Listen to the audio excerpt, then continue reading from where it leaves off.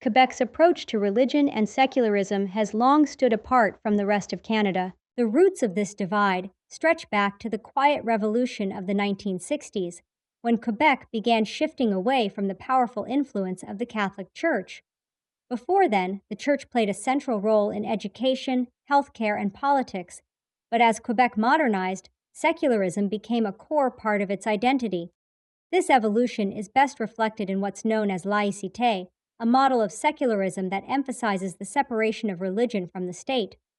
Inspired by French Republican ideals, Quebec's version of laïcité seeks to ensure that government institutions remain religiously neutral. This principle became law in 2019 with the passing of Bill 21, or an act respecting the laicity of the state. The law prohibits certain public servants in positions of authority, like teachers, police officers, and judges, from wearing religious symbols while on the job.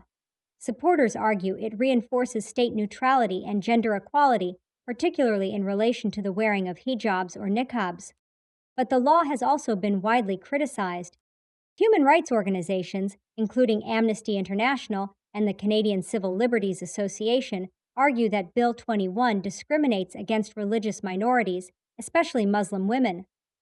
Critics say it limits freedom of religion and disproportionately impacts people who wear visible religious symbols. The Quebec government, however, has invoked the constitutional notwithstanding clause to shield Bill 21 from charter challenges. As a result, even though parts of the law have been contested in court, they continue to be enforced. Public opinion in Quebec is deeply divided. A 2023 Léger poll found that a majority of Quebecers still support Bill 21, citing the importance of secularism in the public sphere. Outside Quebec, however, opposition is far more widespread, with many Canadians viewing the law as incompatible with multicultural values. The debate around Bill 21 goes beyond policy.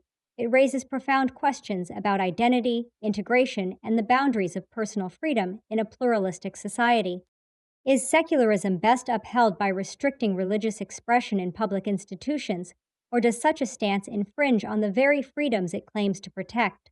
In Quebec, these questions remain at the heart of an ongoing and passionate conversation, one that continues to shape the province's cultural and political landscape. Sources for this video include CBC News, Radio Canada, Amnesty International, and the Government of Quebec.